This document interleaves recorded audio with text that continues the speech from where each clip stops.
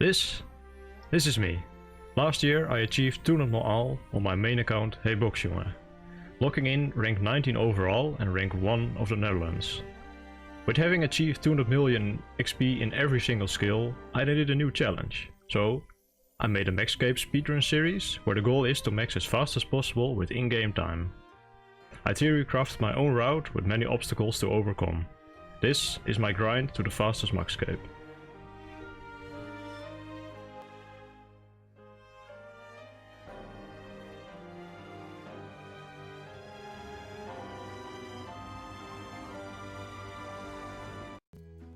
Previously on the Maxscape speedrun series.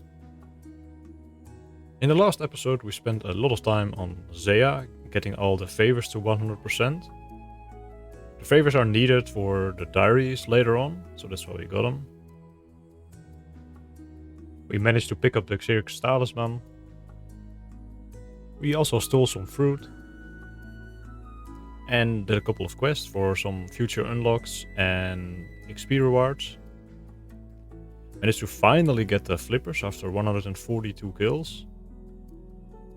Got the last requirement for Driftnet out of the way with 47 fishing. And then made our way over to the Driftnet prison.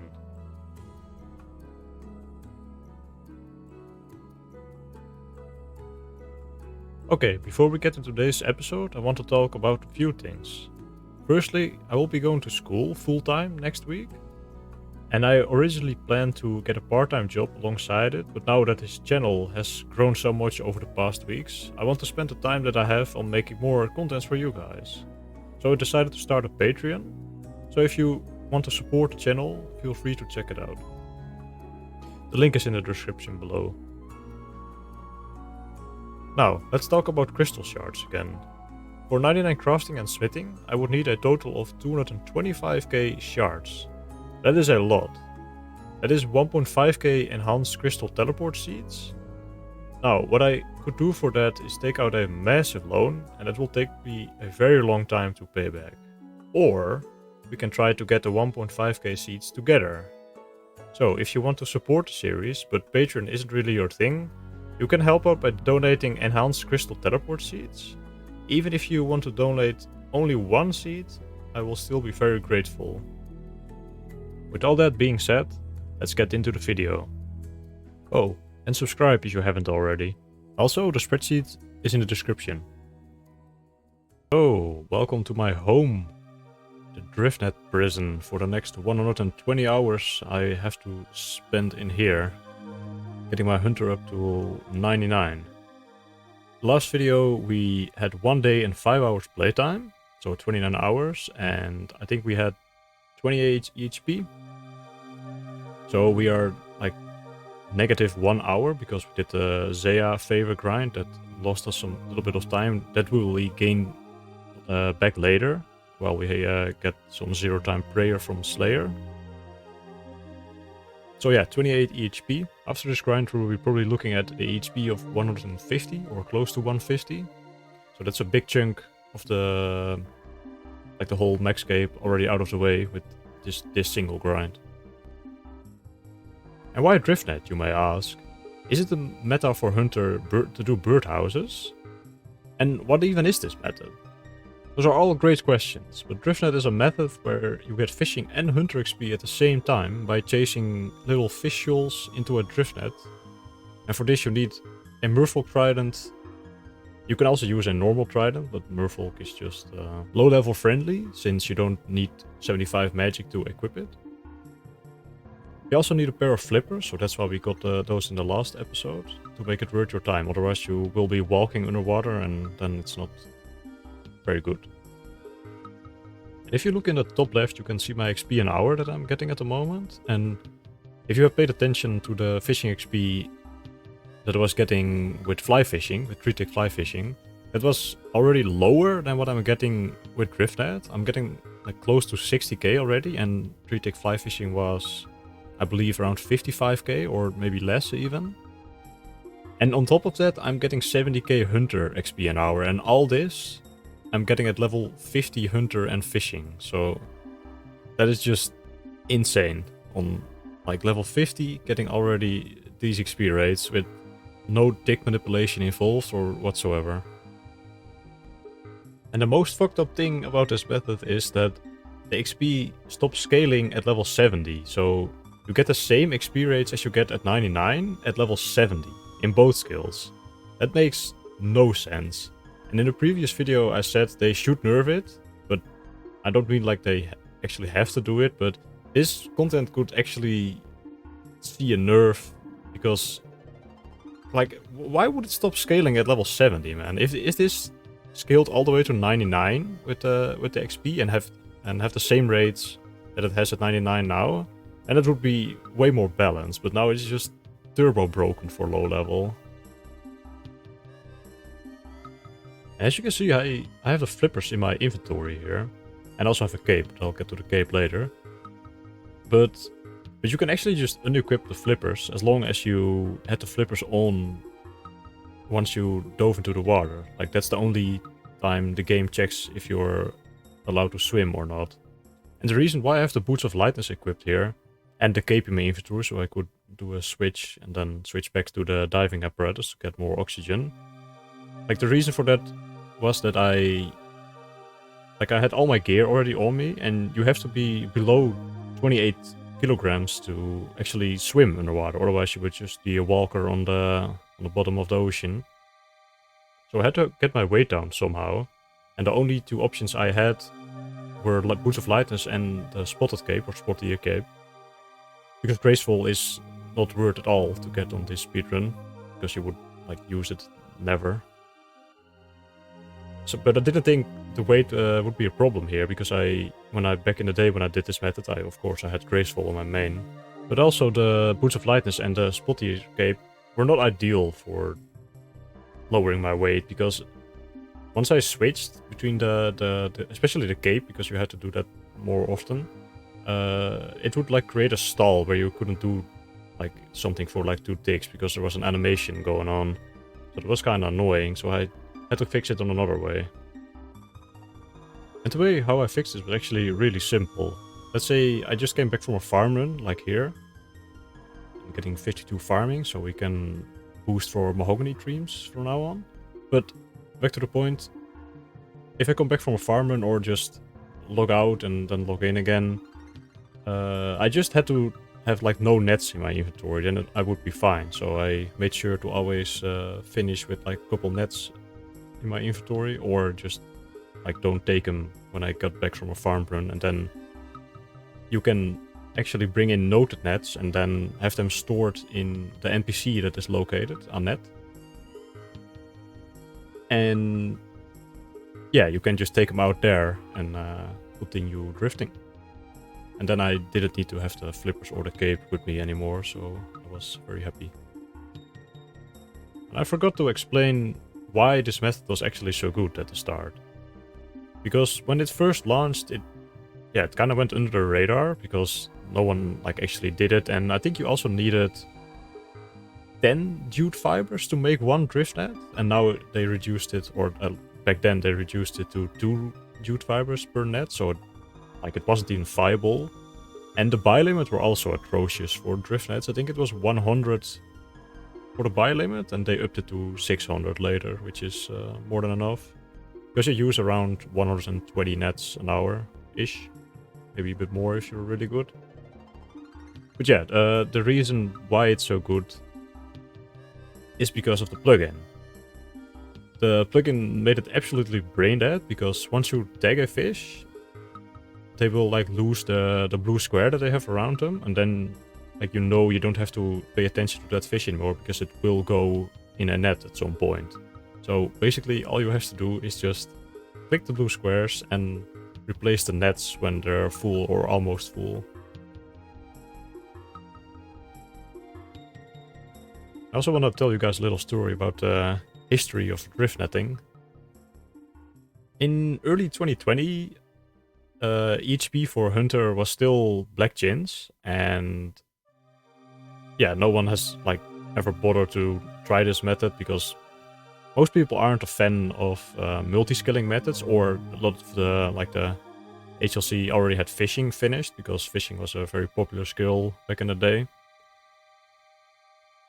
And around the time that the last fantasy season, the fantasy EHP season, was going on, and for some people I probably have to explain what fantasy EHP is. It's like a huge competition that got held like once a year, like back in the day. It's basically just the top players competing for fun. Usually there are around 8 to 10 teams with 6 to 8 people on them. And they just like compete who can do the biggest week as a team, EHP wise. So yeah, it's just a huge sweat fest for the HLC, but I really miss those times. They were so fun, like hanging out in the team Discord and just gaming, making a lot of progress for your account as well. And yeah, it was just a really good time. But I was doing Driftnet for the first time during that competition, and after that, not sure how long after that, but the EHP got changed to Driftnet because I was popularizing the Driftnet method. More people started doing it because it was just so broken. Meanwhile, here in the background, I achieved 70 fishing, so that means we have the full potential now unlocked of the method. We can now get the same XP rates as we can get at 99, so yeah. And here am I about to hit 80 Hunter. And normally 80 Hunter is around the level that people will switch to, or switch from birdhouses to chins, because no one really does birdhouses to 99. It's kind of psychotic behavior as you do, but yeah, around 80 Hunter you unlock your 5th trap or 6th trap in the wilderness, so you can start catching chins somewhat efficiently.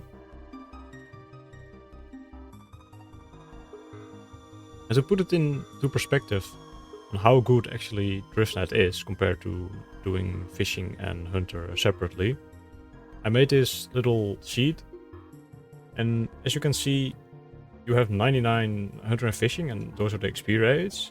And Driftnet unlocks at level 70 already these XP rates. So you already get at 99 EHP of 1.2 over the normal methods. And this is 2-tick swordfish, by the way, with crystal harpoon, and this is black chins with an alt. And the effective hunter XP an hour that you get is already 430k. And if we set the levels to 80 in hunter and fishing, which you unlock the 5th box trap, I'm not sure about the XP rates, but yeah, I probably can get around 200k, maybe less, I don't know, maybe more, and around 100k fishing, I think, at level 80 with 2-tick. So then it's already 1.5 EHP an hour if you do Driftnet at those levels. And because the fishing is almost like identical as you get with 2-tick, you already basically get 1 EHP for fishing then. And then the extra hunter that you get has an effective XP rate of around 2 mil XP an hour. So yeah, that's just the hunter is basically just bonus XP at that point, which is just crazy. Enough with the nerd talk, it's time to drift.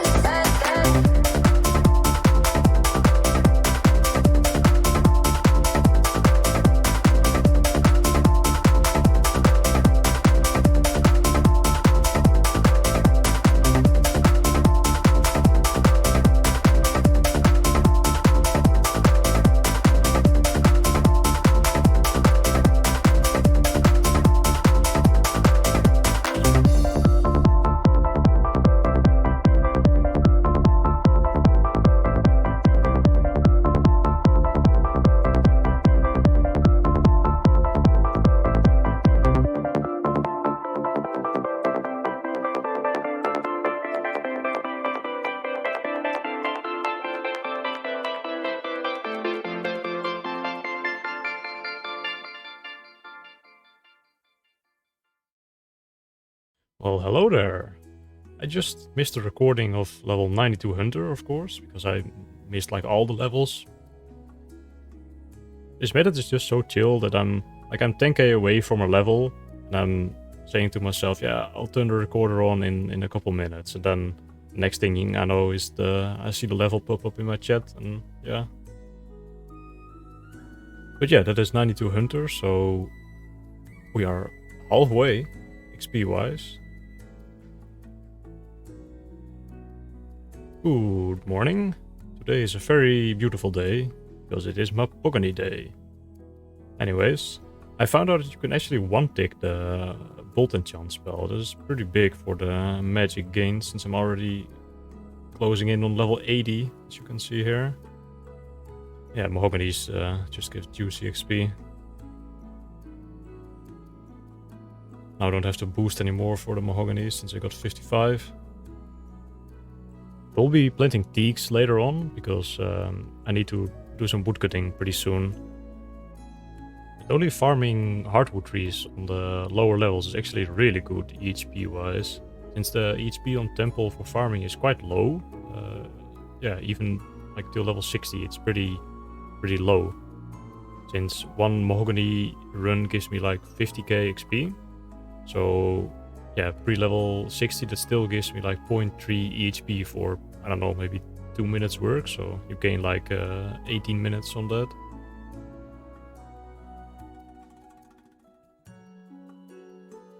I would like to explain a few things about Driftnet. The way I banked here was just using my main trade over 12 stamina pots. It would usually last me around 2 hours, which is like the sweet spot for my attention span. I could usually do like 2 hours with really good rates. And banking with an alt is like 5 ticks faster than just going to the bank, but yeah, 5 ticks is 5 ticks. And after you enter, just equip your Merfolk Trident and take out the nets. And then you can begin. And you probably wondered what those tile markers are you have been seeing the entire video.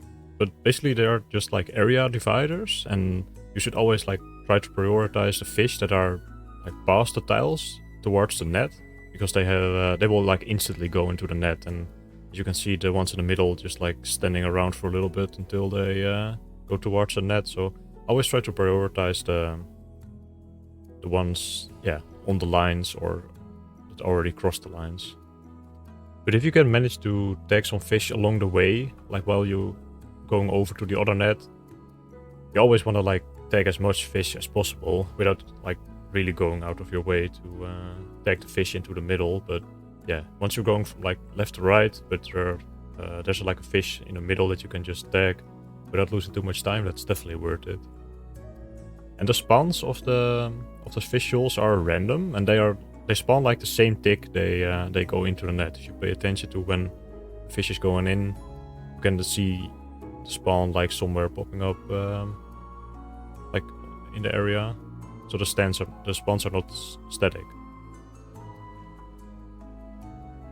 Another very useful mechanic is blocking the fish before they can enter. Like you can see here, the net is 9 out of 10, and I let one enter and then stand on that specific square, and the other fish get blocked, so I don't have to like re-tag them. Because if you let them like hit a net that is already 10 out of 10, you have to re-tag the fish to have them go in again. You might have noticed on the screen that there's a playtime or time played plugin. I found that one in the plugin hub recently, and I thought, yes, finally can show the playtime on screen.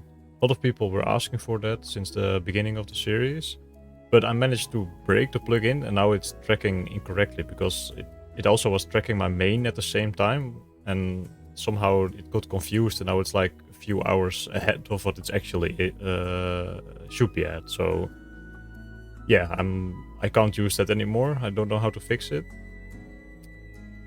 but I might have an idea how to get a timer on screen for the next episode, if that is something people still want to see. I also had the total amount of clicks being tracked since the start of the series, but I'm not sure how accurate that still is.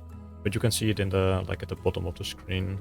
Currently around 540k clicks, but yeah, that might be a little inaccurate, and yeah, not sure if people really care about that, but I thought it was kind of cool to show. But I'm probably gonna turn it off for the future, but it will still be tracking in the background.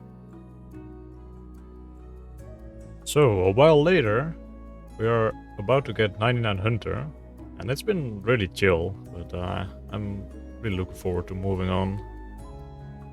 So yeah, there we go. 99 Hunter is achieved. And my other stats are 96 fishing and 81 magic. I wanted to get 82 for magic imbue, but yeah, I was a bit too lazy at the end with the bolt enchanting, so we only managed to get 81. But you should pick up 82 somewhat soon. And I'm changing the nets here, because if you just leave the nets hanging, you they get fish in like while you're not at the drift net. So when I'm doing the next skill, I will be getting some fishing XP drops as well. And of course, the next skill will be fishing, because we're so close to 99. And basically, everything that I did so far on the account was like to get to Driftnet, so I could skip early fishing. And that way, when I got to bar fishing, my fishing was already so high that my catch rate was really good. So that way I can skip all of early agility. So basically everything that I wanted to do was get early agility done efficiently by doing Driftnet first. So yeah, the next grind that we'll be doing will be 96 to 99 fishing with a kind of cool method. And I will be explaining it more in the next video. And for the end stats of today's episode, we managed to get all the way up to 141 EHP. That is a big increase from what we started with. Our playtime is 5 days and 13 hours. That is 133 hours total. So we started with a 1 hour negative EHP wise, and now we are up 8 hours. So we managed to gain 9 hours back from doing Driftnet. And Driftnet is already EHP, so just me getting like over EHP managed to get us 8 hours positive again. We also got 73 combats from all the bolt enchanting that I did. And yeah, hope to see you guys in the next video, and see ya. Thank you guys so much for watching this episode once again. Please consider subscribing and checking out the links in the description below as well.